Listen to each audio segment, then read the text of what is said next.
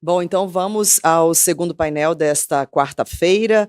O tema central deste debate é a arbitragem e precedentes do Superior Tribunal de Justiça e do Supremo Tribunal Federal. Eu convido para compor este painel o doutor Guilherme Pupi da Nóbrega, o doutor Gustavo Faveiro Vaung, a doutora Ângela Sinhac hoje não está com a gente, mas teremos o doutor Antônio Gavazzoni, que irá mediar este próximo painel. Lembrando que este evento é transmitido pelo jornal digital Poder 360 no canal do YouTube. Sejam bem-vindos e um ótimo debate.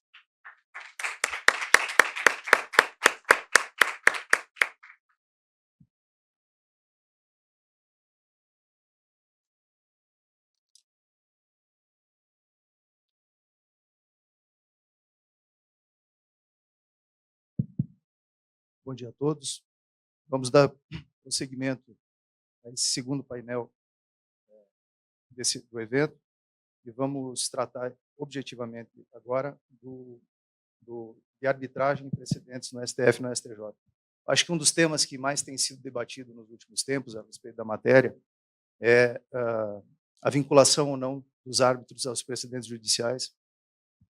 Grandes livros, grandes artigos foram escritos, foram publicados ao longo dos últimos tempos também, ora defendendo uma posição, ora defendendo outra, e é a respeito desse tema que nós vamos aprofundar agora nesse painel. Então, eu passo a palavra já de imediato ao professor Guilherme para que possa fazer uso da sua palavra. Bom, bom dia a todas e todos. Em primeiro lugar, queria agradecer ao convite que me foi formulado, doutor Murilo, professor Jorge Zabudi, elogiar a organização e a pontualidade do evento, que é um atributo raro, mas que merece todo o nosso reconhecimento. Dizer que a minha alegria de estar aqui dialogando é renovada pela possibilidade de estar ao lado do professor Gustavo. A gente não se conhecia ainda pessoalmente, mas pelo menos não pessoalmente, mas é um advogado bastante reconhecido na sua área e muito respeitado. E o Gavazzoni também, temos o Jorge como um amigo em comum, mas conheço e respeito muito a sua história e é um privilégio poder estar aqui trocando ideias num painel de tão alto nível, né? Bom, em primeiro lugar, e aí eu conversei com o Gustavo, a gente fez uma divisão aqui nas falas, justamente para não haver nenhuma sobreposição. Ele vai tratar mais do aspecto doutrinário, das divergências que existem na doutrina sobre essa relação, precedentes e arbitragem. E da minha parte, eu vou fazer um olhar um pouco mais teórico, né? Teórico no sentido de filosófico, aliando um pouco aqui o trabalho que eu desenvolvi no meu doutorado, e também um olhar normativo sobre a questão. E aí eu divido essa minha exposição em dois pontos, duas perguntas, né, que eu vou buscar responder, e respondo segundo a minha opinião, e só a minha opinião, apesar de saber que esse é um terreno pantanoso, que tem argumentos válidos de parte a parte, mas eu me permito aqui trazer algumas ponderações que eu entendo relevantes para fomentar esse debate e trazer, né, a audiência também para dele participar. A primeira pergunta seria: os juízos arbitrais, os tribunais arbitrais, eles devem observar precedentes? Essa é uma primeira pergunta, e é uma pergunta natural até por conta do painel, né? Mas eu acho que ela merece distinção com relação a uma segunda pergunta, que eu também vou buscar responder, que é: o que acontece se eles não observarem os precedentes, né? Qual é a margem de manobra possível, se é que existe, para se questionar ou se buscar invalidar um laudo arbitral, uma decisão na seara arbitral que, porventura, deixe de aplicar precedentes judiciais? Pois bem, a minha primeira pergunta eu vou responder muito objetivamente. No meu entendimento, sim, os árbitros devem observar precedentes judiciais. E por quê? Porque, na minha visão, o nosso modelo, diferentemente até do que aconteceu, não dá nem para a gente comparar com a jurisdição francesa, que é uma jurisdição dual, porque existem competências bipartidas, né? Quando eu digo que que a gente não tem dois sistemas separados de jurisdição oficial, quando a gente fala de arbitragem e jurisdição estatal, temos muito menos pelo fato de que as competências se sobreporiam, né? Mas o motivo desse meu ponto é no sentido de eu não consigo imaginar, do ponto de vista sistêmico, um sistema que respeite uma determinada história institucional do direito e um outro que esteja absolutamente impermeável a influxos dessa mesma história institucional. Em outras palavras, quando se busca a arbitragem, é fato que se busca, em alguma medida, maior celeridade, mas também é fato que se busca um juízo mais técnico, um juízo mais prestigioso sobre determinada área do conhecimento, né? E, a meu ver, não faria muito sentido e nem proveria a segurança jurídica almejada por aqueles que se valem da seara arbitral uma decisão que simplesmente ignore ou desconsidere por completo decisões judiciais alçadas ao nível sistêmico de precedente judicial, notadamente precedentes judiciais vinculantes. Então, até por uma questão de accountability mesmo, sistêmica, eu não consigo imaginar que numa arbitragem, friso, e quando eu falo em arbitragem aqui, estou sempre falando da arbitragem de direito, não por equidade, uma arbitragem que se faça à margem dos precedentes judiciais, notadamente os precedentes vinculantes. Em outras palavras, não é porque, e esse é um raciocínio que eu acho importante, não é porque a via de questionamento das decisões arbitrais seja estreita que ela se faça imune ao endereçamento de determinados institutos jurídicos. Pelo contrário, eu acho que a via é estreita em prestígio e na expectativa sistêmica de que as decisões sejam adequadamente fundamentadas e que levem em consideração nessa fundamentação precedentes judiciais. E aí, um outro ponto, e aí aqui o elo que eu estabeleço um pouco com a tese de doutorado que eu desenvolvi sob a orientação do professor Jorge Zabud, que nos honra aqui com a sua presença e que participou ontem e participará hoje do evento, que qual foi o tema da minha tese de doutorado, em primeiro lugar? Eu tratei da discricionariedade judicial, ou pelo menos como a discricionariedade judicial é praticada no Brasil. O que se faz sob o signo dessa terminologia, dessa expressão no Brasil, e se isso é consentâneo com o direito. E, nessa tese de doutorado, primeiro, existem duas formas pelas quais eu vejo atuar essa discricionariedade judicial. Primeiro, uma forma ostensiva, expressa, quando se utiliza a própria ideia de discricionariedade judicial como fundamentação de uma decisão. E um estudo empírico demonstra que o judiciário é pródigo em decisões no sentido de colocar a dosimetria da pena como discricionariedade judicial, colocar a avaliação de requisitos para concessão de tutela provisória sob a alçada de uma discricionariedade judicial, valoração probatória, produção de provas, enfim. Mas existe também uma outra forma, que é uma forma mais oculta de discricionariedade judicial. E eu busquei justamente ilustrar essa forma mais oculta por meio do trato jurisdicional dos precedentes judiciais. Porque os precedentes judiciais no Brasil, diferentemente de como acontece em outras tradições, né, a gente não extrai o precedente de uma ratio decidente pura e simplesmente. Isso é algo que a gente ainda está amadurecendo muito na cultura brasileira, que não quer dizer que é melhor, pior, certo, errado. Cada um tem a sua tradição. Mas o nosso modelo aqui, ele foi um modelo muito calcado em teses. E essas teses, se por um lado buscam endereçar certos temas, por outro, elas têm também uma pretensão, têm também um olhar de gestão da própria jurisdição. Então, quando se produzem teses para que elas sejam aplicadas como precedentes judiciais, há um olhar, claro, de se buscar endereçar uma determinada discussão, mas também existe um olhar no sentido de se abarcar determinada categoria de processos que versem sobre aquele mesmo assunto. E aí, nessa encruzilhada entre uma coisa e outra, a gente às vezes percebe que determinadas teses, a título de endereçar determinada discussão, elas têm alguma amplitude nas suas expressões, nas suas locuções, que fazem de um precedente judicial, que muitas vezes vem para uniformizar o entendimento a respeito de uma norma jurídica, um novo ponto de partida. Porque no Brasil, nesse contexto de civil law, em que a magistratura, e eu digo sempre com o maior respeito, eu estou magistrado hoje, né, em que a magistratura é muito ciosa da sua própria independência judicial, não raro, essa ideia de independência judicial, às vezes, ela é anabolizada para uma independência judicial não em razão da lei, mas também em relação à lei própria. E quando eu falo lei em sentido amplo, congregando também os precedentes como norma jurídica. Então, aí os exemplos que não me deixam mentir, a questão da fixação de honorários segundo critério equitativo, a própria questão mais recente do Supremo Tribunal Federal com o TST a respeito de reconhecimento de vínculo. Então, essa é uma cultura ainda em amadurecimento. Essa é uma cultura ainda em amadurecimento.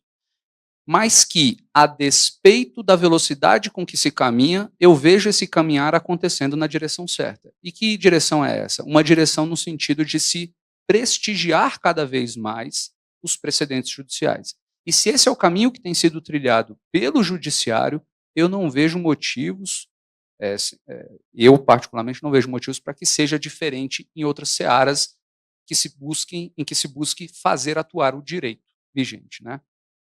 E aí, continuando, só para trazer alguns pontos ainda relacionados à minha primeira questão, né, sobre se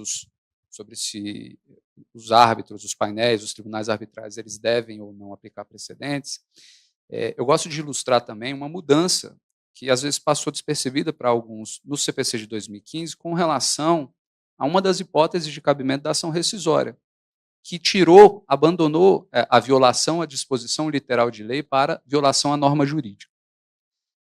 E passou-se a entender na jurisprudência que norma jurídica contemplaria precedentes judiciais. Então, vejam, a ideia de precedente judicial é tão prestigiada atualmente que justifica até a relativização, a flexibilização de uma das maiores proteções constitucionais que a gente tem, que é a coisa julgada. E isso é muito simbólico do ponto de vista sistêmico e dialoga com a importância que eu mencionei há pouco, né? Continuando aqui, e aí passando, um outro ponto aqui que eu acho importante. Eu tenho a posição hoje de entender que precedentes judiciais, sobretudo os vinculantes, são matéria de ordem pública. E o que eu quero dizer quando eu falo matéria de ordem pública? Questões de ordem pública que a gente ouve falar, condições da ação, pressupostos processuais, a prescrição e tudo mais, são questões que o legislador, por algum motivo, entendeu transcenderem o interesse das partes. E pelo fato de transcenderem o interesse das partes, não poderiam depender da arguição da parte para poderem ser objeto de consideração. E eu percebo os precedentes hoje, com muita nitidez, sobretudo os vinculantes, como uma questão de ordem pública nesse sentido. E eu ilustro da seguinte maneira. Primeiro, os precedentes vinculantes, e até os não vinculantes, eles admitem a improcedência liminar do pedido, sem que sequer o réu tenha sido citado. Permitem decisões monocráticas, enfim, permitem, como nós vimos há pouco, a própria desconstituição da coisa julgada. Enfim, eu vejo subjacente à ideia de precedente judicial um argumento constitucional muito caro, que é a própria ideia de isonomia e segurança jurídica. E eu não percebo, e veja, eu não imagino aqui o cenário patológico em que um tribunal arbitral deliberadamente, conhecendo um precedente, se afaste do precedente. Acho que isso aí está no terreno mais, como eu disse, da patologia. Mas é importante que haja, de antemão, essa deferência.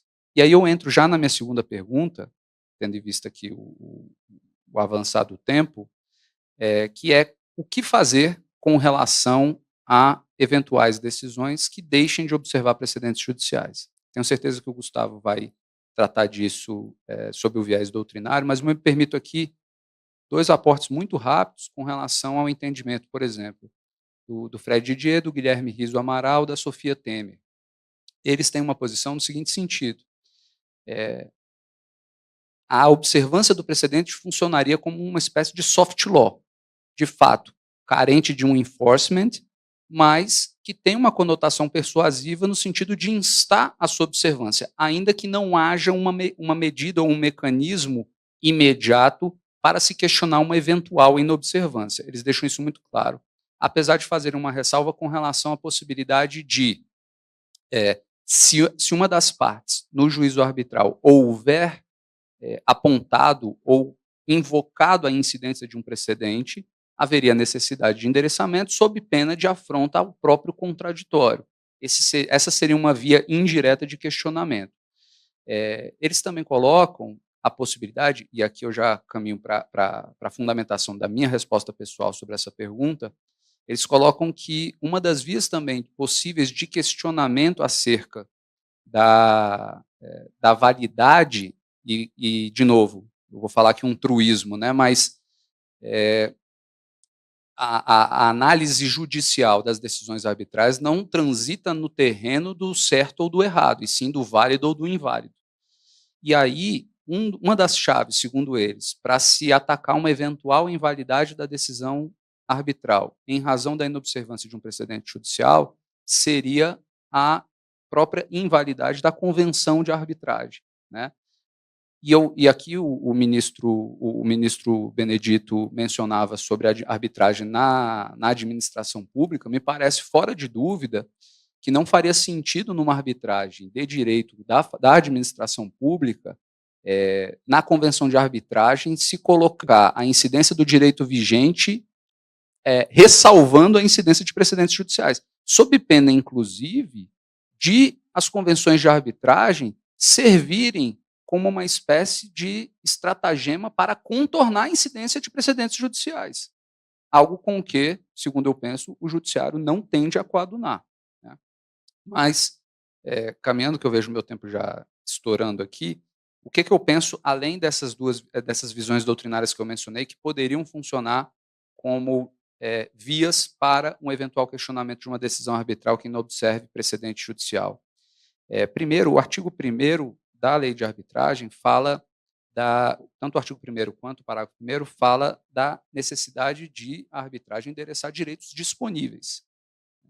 E eu entendo esses direitos não apenas como o direito objeto da discussão em si, mas também quanto a direitos marginais ou direitos satelitais ou argumentos que não se possa rechaçar ou rejeitar para a discussão daquele direito.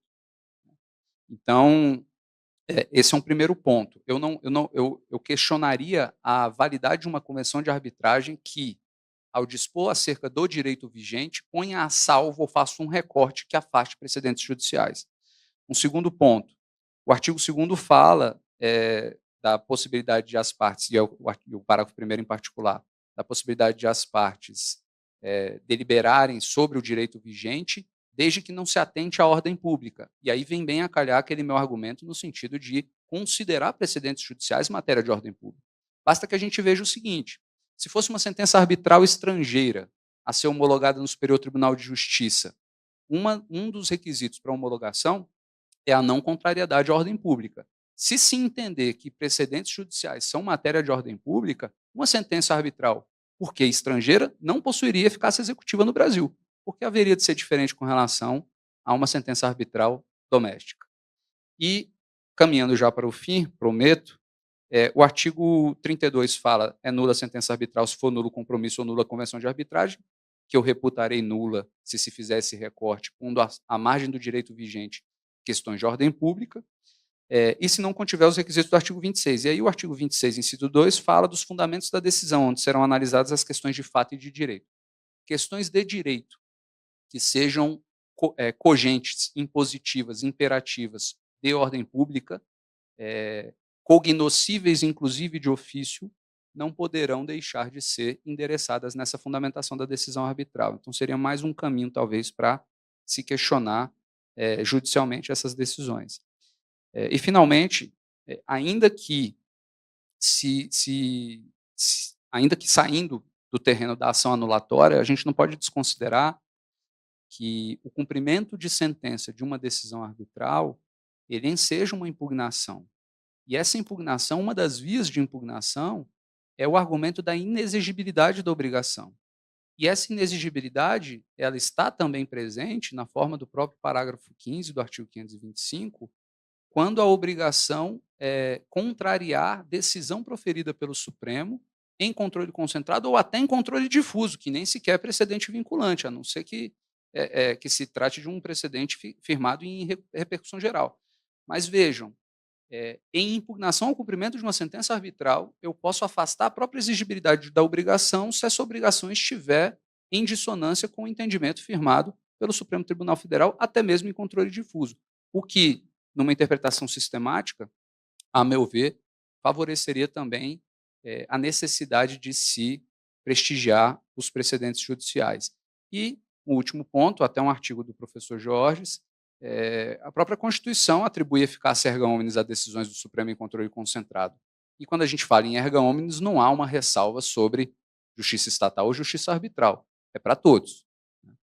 Então, com essas brevíssimas reflexões e me penitenciando por ter estourado aqui brevemente o tempo, eu agradeço mais uma vez a oportunidade de participar e fico à disposição para o diálogo. Obrigado. Parabéns, professor Guilherme. Ontem, quando o professor Jorge Abud iniciou a mediação de um dos painéis, ele sugeriu ou fez uma pergunta no sentido de que estaria a arbitragem, data marcada para um encontro com a Constituição, né? É um pouco no que o professor falou até agora, um pouco da resposta à pergunta do professor Abud no dia de ontem. Eu passo a palavra ao professor Gustavo para que ele possa fazer também uso da palavra. Bom dia a todos. Queria dizer que é uma grande honra estar aqui hoje presente nesse evento, instigante evento. Dizer que muito admiro o professor Guilherme, você sim, Guilherme, um professor, não eu aqui, mero aluno, aprendendo com todos vocês, Dr. Gavazzoni. Já participamos de uma obra coletiva coordenada em conjunto com o professor Jorge Abud sobre arbitragem e Constituição, que eu acho que é um tema que tem tudo a ver com o que a gente está discutindo aqui hoje. Queria agradecer ao IBDL, ao Dr. Murilo Aragão e ao professor Jorge Abud, grande mestre, mentor aqui para todos nós, pelo convite, pelo gentil convite, lembrança do meu nome. Eu, assim como o professor Guilherme, tive a oportunidade de estudar esse tema no âmbito acadêmico, exclusivamente acadêmico, que foi na dissertação de mestrado. E eu foquei muito na perspectiva na verdade, o tema era arbitragem comercial e controle de constitucionalidade, e, como parte disso, eu abordei também a aplicação de precedentes constitucionais de assento constitucional à arbitragem. Então, o meu foco foi mais nos precedentes de assento constitucional. Mas antes queria adiantar aqui, já que sua exposição foi excepcional, muito instigante, concordo com basicamente tudo que você disse, também acho importante registrar a posição pessoal aqui mais adiante.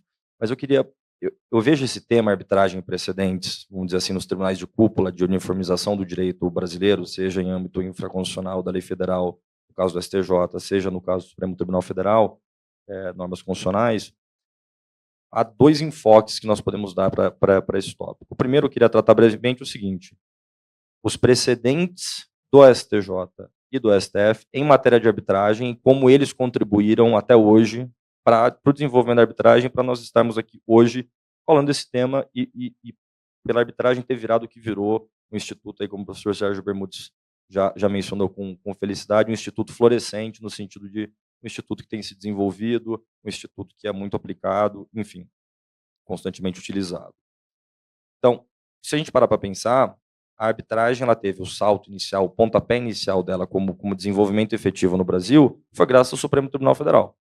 Se não fosse o Supremo Tribunal Federal, por maioria de votos, num julgamento que virou um leading case, que durou quase 6 anos, começou em 95, salvo o melhor juízo, ou 96, a discussão sobre uma homologação de sentença arbitral estrangeira vindo da Espanha, a arbitragem talvez não tivesse desenvolvido da forma que desenvolveu, ou teria levado mais tempo, em razão de talvez uma decisão futura após 2001 para consagrar e declarar a constitucionalidade da arbitragem, prestigiando a autonomia privada. Então, queria dizer o seguinte, que nessa perspectiva dos precedentes, o Supremo Tribunal Federal, num primeiro momento, foi crucial, à época que ainda tinha competência de homologar decisões estrangeiras, para que a arbitragem se desenvolvesse no Brasil. E depois o Superior Tribunal de Justiça, também como é sediço e incontroverso, deu chances de arbitragem se desenvolver muito na medida em que o STJ garante a legitimidade do processo arbitral, tanto na fase pré-arbitral, medidas cautelares, na fase arbitral e na fase pós-arbitral, em âmbito de ação anulatória, limitando o controle da sentença arbitral a aspectos formais. Então, acho que é importante fazer esse primeiro registro sobre a perspectiva de como os precedentes arbitrais vindo das cortes de vértice do direito brasileiro, como que esses precedentes são importantes para a gente ter chegado aqui hoje. E aí, sobre a perspectiva que mais interessa, talvez, no nosso painel, que o professor Guilherme bem resumiu nas duas perguntas que ele aqui trouxe. Primeiro, os precedentes judiciais, por assim dizer, né, vamos até tratar aqui, colocando precedente como englobando súmulas e enunciados sumulares, sem entrar em discussões técnicas, do que seria um precedente ou não, mas se esses precedentes do STJ e do Supremo Tribunal Federal seriam vinculantes, não só aplicáveis, mas vinculantes à atividade dos árbitros, no sentido de que, ao proferir uma sentença arbitral, ao exercer um juízo cognitivo, que os árbitros têm plenos poderes para fazer, quando investidos nesse sentido pelas partes, plenamente capazes, se eles estariam efetivamente vinculados a decidir de acordo com um determinado precedente e, caso eles não decidam, o que aconteceria, se é que algo aconteceria na fase pós-arbitral ou, inclusive, na fase de cumprimento de sentença arbitral, que também faz parte da fase pós-arbitral, não seria apenas a homologação de sentença estrangeira e ação anulatória. Na minha pesquisa, eu separei em três grandes blocos, o que a doutrina tem dito sobre esse tema, sobre a vinculação dos árbitros aos precedentes. E eu acho que esse tema surgiu, ele tornou-se mais candente, na verdade, a partir da entrada em vigor do CPC 2015, em razão do artigo 927, que lista uma série de provimentos judiciais que são vinculantes, ou debate se são todos vinculantes ou não, em qual medida, e a doutrina passou a se debruçar muito sobre isso, e a se dedicar realmente ao estudo para saber se aqueles provimentos judiciais seriam ou não vinculantes, em qual medida, no âmbito da arbitragem. No primeiro grande bloco dos doutrinadores ou estudiosos do direito de arbitragem, processual civil e constitucional, como eles enfrentam essa questão é no sentido da não vinculação, ou seja, zero. Não haveria nenhuma aplicabilidade, nenhuma vinculação, melhor dizendo, de precedentes, seja controle concentrado de funcionalidade, seja um recurso repetitivo no Superior Tribunal de Justiça, um acórdão unânime da Corte Especial da STJ sobre uma questão federal relevante para o país, enfim, é uma súmula vinculante, não haveria nenhum tipo de vinculação aos árbitros em razão desses precedentes. E por que isso se daria? Porque qual que é enfim, o substrato teórico por trás da não vinculação, segundo essas pessoas, e são várias. E assim, também queria fazer um registro aqui, importante, que vou externar minha posição pessoal, mas todas as posições acadêmicas têm as suas razões de ser e as suas fundamentações. Eu, particularmente, não concordo com essa da não vinculação, mas ela se fundamenta, por assim dizer, alguns pilares que eu vou resumir aqui. Primeiro, não há hierarquia na arbitragem. Diferentemente do Poder Judiciário, o sistema arbitral não tem uma hierarquia. Não há alguém acima, um tribunal arbitral recursal para reformar ou não uma decisão, uma sentença arbitral. Então, esse seria um ponto que afastaria, segundo essa corrente que eu defini da não vinculação, a vinculação dos árbitros aos precedentes judiciais. Uma segunda ideia seria o seguinte: realmente os precedentes seriam algo pertencente, algo que faria sentido só na perspectiva do Poder Judiciário. Então, decisões repetitivas, etc. O árbitro, como ele é investido para atuar em um caso concreto, pode ser um só na vida inteira, pode ser 100, pode ser 50, isso depende efetivamente ali da confiança que as partes, que os players da arbitragem podem ter no determinado profissional. Mas, por essa natureza da atividade do árbitro, ele não teria esse dever de vamos por assim dizer, ter uma coerência na aplicação do direito brasileiro, então ele não estaria vinculado efetivamente a esses precedentes. Um outro ponto, que aí vem numa questão que o professor Guilherme falou, há vozes na doutrina que diz o seguinte: como a Constituição Federal não faz referência ao árbitro para tratar, por exemplo, da eficácia vinculante erga omnes da decisão em controle concentrado, não haveria que se falar na aplicação de precedentes formados nesse contexto no bojo do processo arbitral, né? O que me parece um tanto quanto problemático, tendo em vista que, embora a interpretação literal faça parte de uma das formas, né, da interpretação do direito, não só no Brasil, não é a única forma de se interpretar um sistema, certo? E a segunda linha, que eu salvo o melhor juízo, seria, pelo que eu entendi, a linha do professor Guilherme.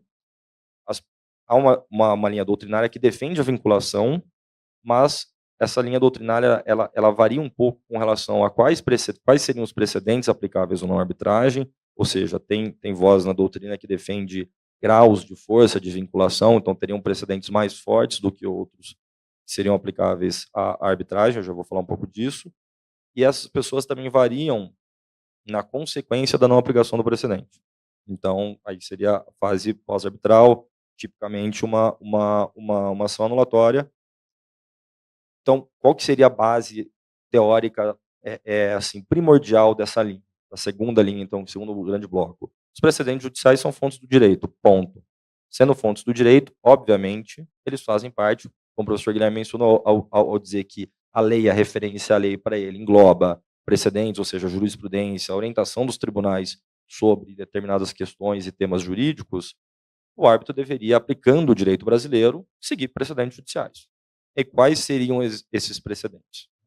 E também, o professor Guilherme mencionou a Sofia Temer, lembro de ter lido um trabalho dela muito bom, e diz o seguinte, ela até faz uma referência ao trabalho de Dworkin, que o professor Jorge Zabud também faz, no sentido de que o direito tem que ser interpretado de uma maneira íntegra, a integridade do sistema jurídico. Se nós temos um direito, que é o direito brasileiro, ele se aplica da igual maneira no Poder Judiciário e na arbitragem, segundo essa linha de entendimento, obviamente respeitadas as peculiaridades sistêmicas entre a arbitragem, processo arbitral e processo judicial, que de fato são mundos distintos, mas complementares e que devem conviver em harmonia, e acho que por isso que estamos aqui hoje justamente tratando dessas fronteiras, eventualmente, da atividade do árbitro vis-à-vis, enfim, questões que acontecem em processos judiciais.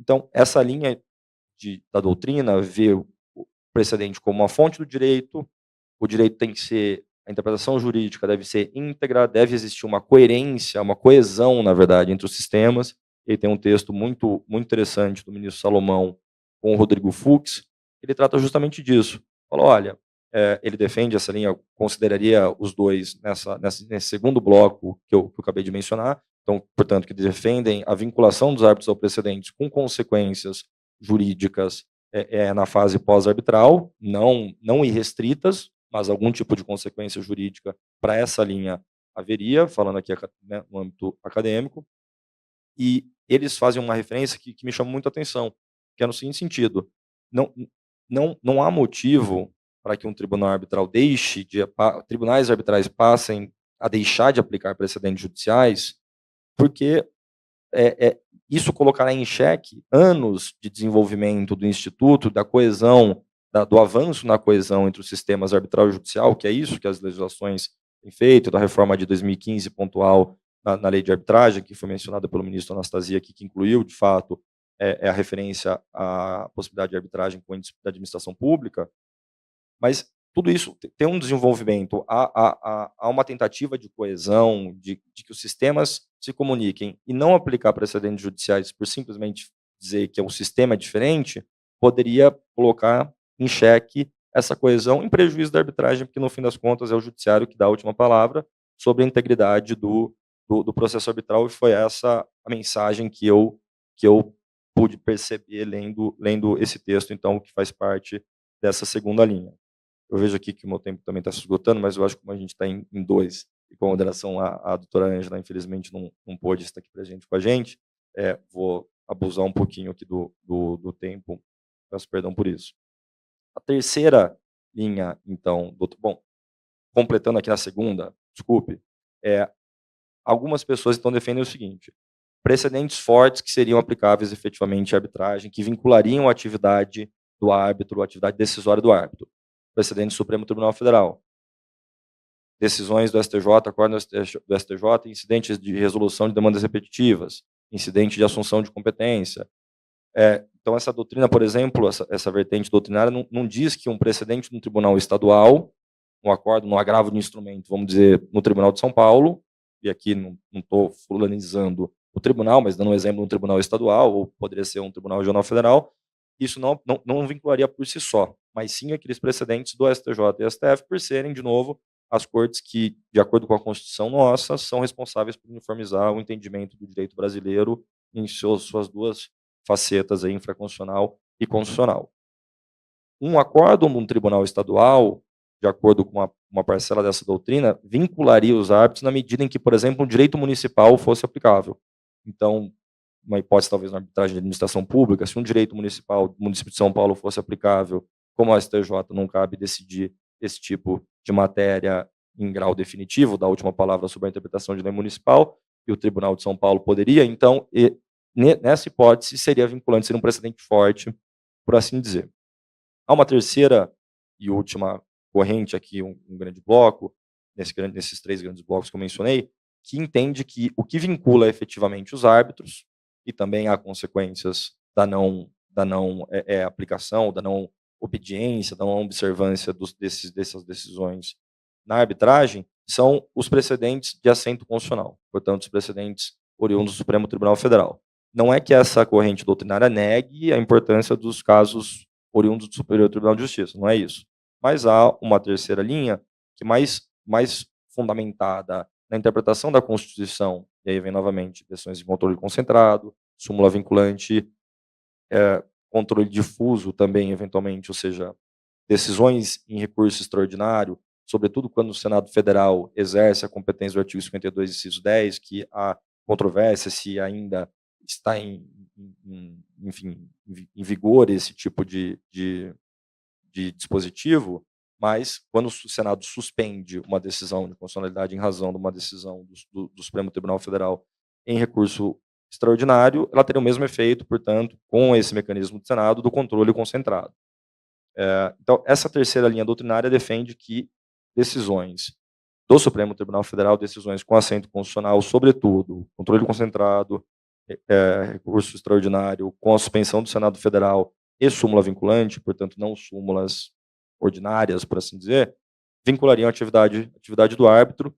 E, por exemplo, o saudoso ministro Rio Rosado defende que essas decisões teriam natureza de ordem pública, e que, portanto, elas seriam sujeitas, sentenças arbitrais que não aplicam tais decisões estariam sujeitas a eventual anulação pelo Poder Judiciário, nem tanto pelo artigo 32 da Lei de Arbitragem, mas pelo artigo 2º, parágrafo 1º, salvo engano, que diz que a arbitragem deve respeitar, as partes podem convencionar a lei aplicável, o direito aplicável, desde que respeitem a ordem pública. Então, ele foca nesse ponto, Rui Rosado, nesse ponto da ordem pública.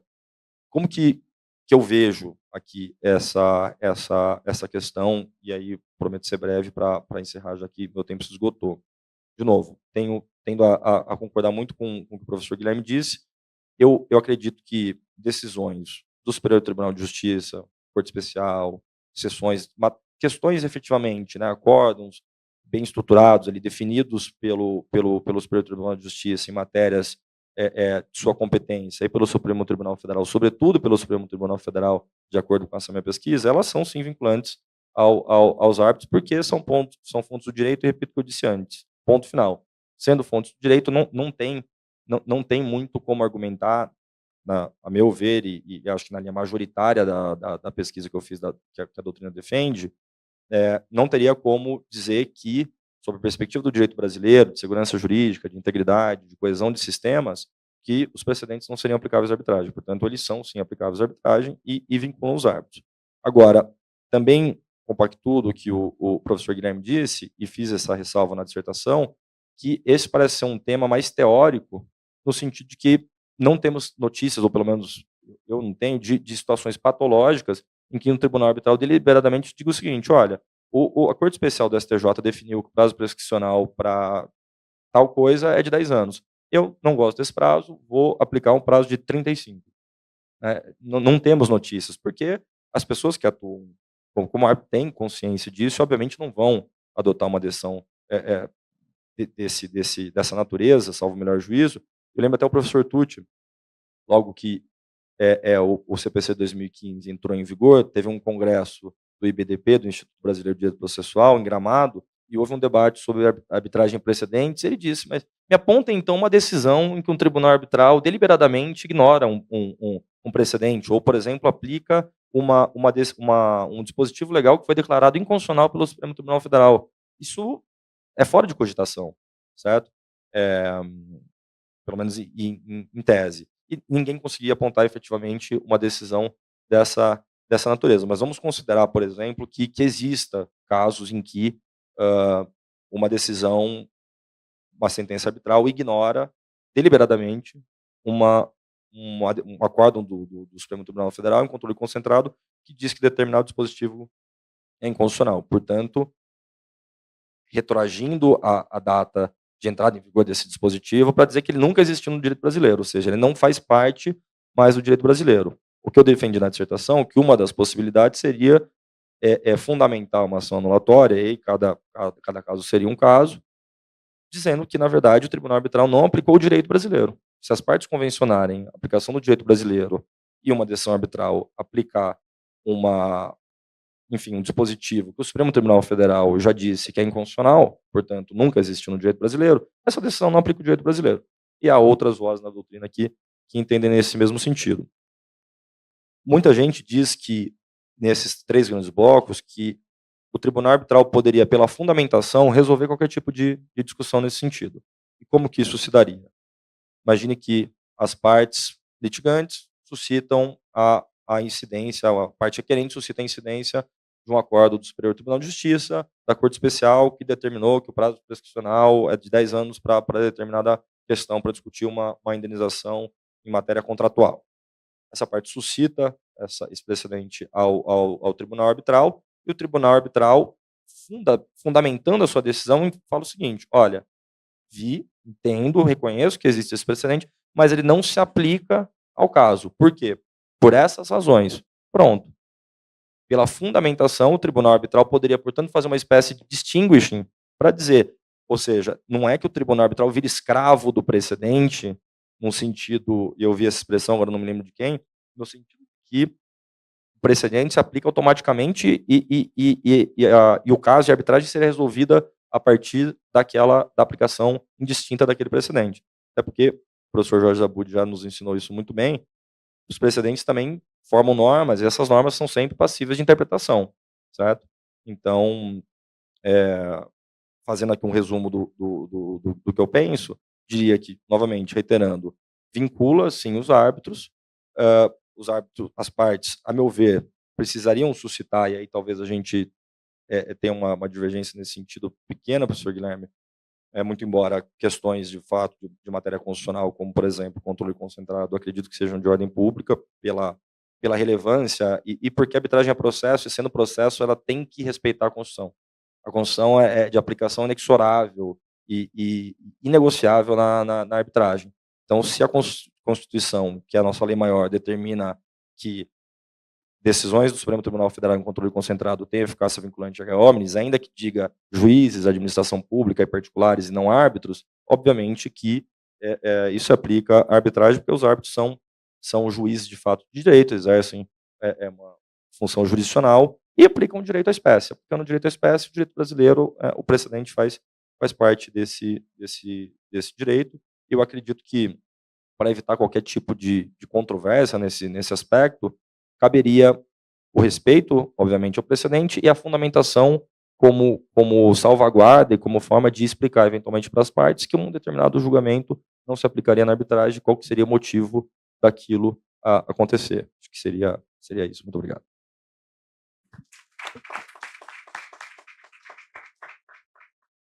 Parabéns, doutor Gustavo. Há uma convergência bastante grande aqui dos argumentos dos professores que apresentaram até agora. Eu vou abrir para pelo menos 1 ou 2 perguntas, se assim for de interesse. Nós temos ainda algum tempo. Se não houver perguntas, eu cumprimento, então, o professor Gustavo, o professor Guilherme, né? Excelente apresentação, ambas muito qualificadas. Em nome dos organizadores, agradeço e vamos para o próximo painel.